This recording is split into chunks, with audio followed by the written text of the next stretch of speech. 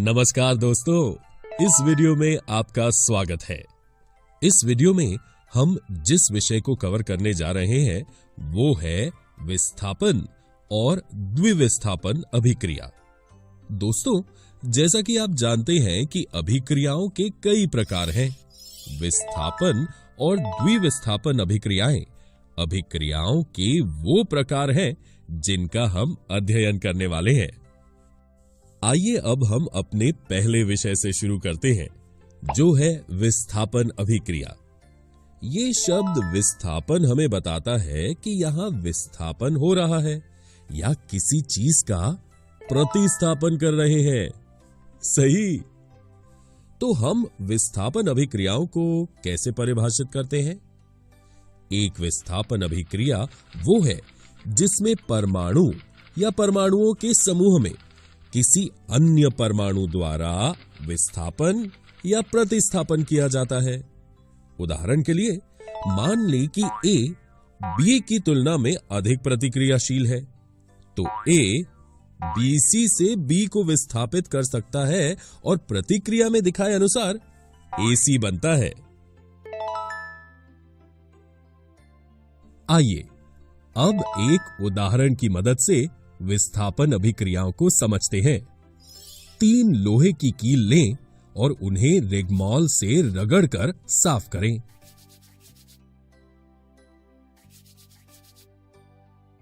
और फिर A और B के रूप में चिन्हित 2 परख नलियां लें। प्रत्येक परख नली में लगभग 10 ml कॉपर सल्फेट का विलयन लें। 2 लोहे के कीलों को एक धागे में बांधें और लगभग 20 मिनट के लिए परख नली B में कॉपर सल्फेट के विलयन में सावधानी से डुबोएं। तुलना के लिए एक लोहे की कील अलग रखें। 20 मिनट के बाद कॉपर सल्फेट घोल से लोहे की कीलों को निकाल लें। अब हम परख नलियों A और B के कॉपर सल्फेट के विलयन के नीले रंग की तीव्रता की तुलना करेंगे और एक तरफ रखे हुए लोहे के कील और कॉपर सल्फेट के विलयन में डुबोए लोहे के कील के रंगों की भी तुलना करेंगे। अब हम देख सकते हैं कि कॉपर सल्फेट विलयन का नीला रंग फीका पड़ गया है और लोहे की कील भूरे रंग की हो गई है।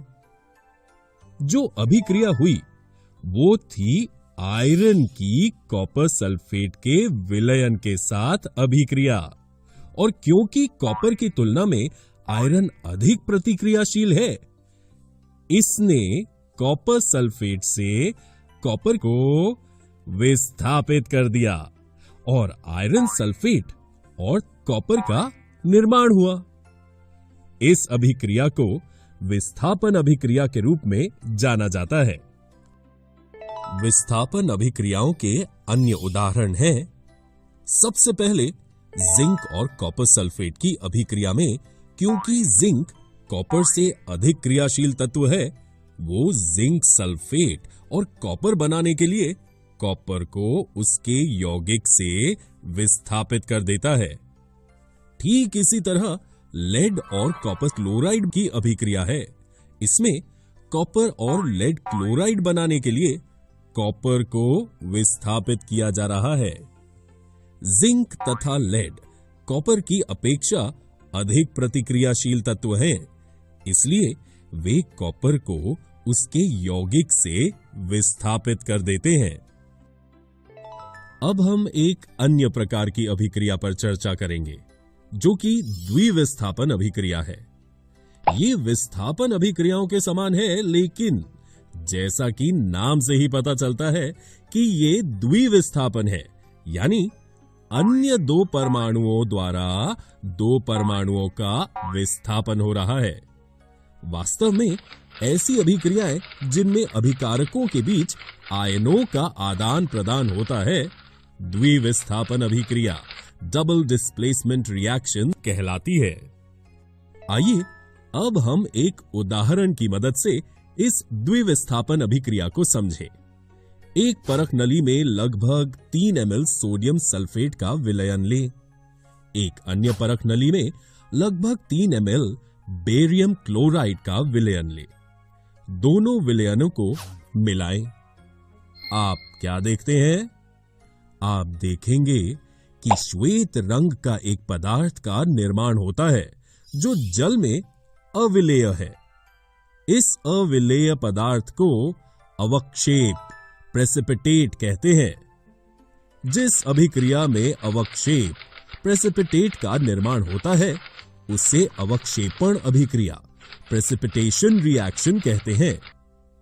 तो दोस्तों, ये अभिक्रिया द्विविस्थापन अभिक्रिया कैसे है? क्योंकि इस अभिक्रिया में chlorine ion 2Cl- sodium sulphate से सल्फेट आयन SO4 को विस्थापित करता है और barium ion Ba2+ sodium sulphate से सोडियम 2Na+ को विस्थापित करता है। इसलिए ये एक द्विविस्थापन अभिक्रिया है। दोस्तों, है ना ये एक दिलचस्प अभिक्रिया? लेकिन ये अभिक्रिया क्यों होती है? Ba2+ तथा SO4 की अभिक्रिया से बेरियम सल्फेट BaSO4 के श्वेत अवक्षेप का निर्माण होता है। एक अन्य उत्पाद सोडियम क्लोराइड NaCl का भी निर्माण होता है जो विलयन में ही रहता है।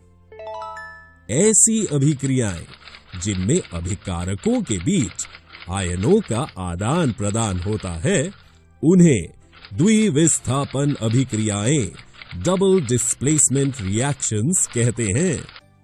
दोस्तों, इस वीडियो में हमने विस्थापन और द्विविस्थापन अभिक्रियाओं displacement and double displacement reactions का अध्ययन किया।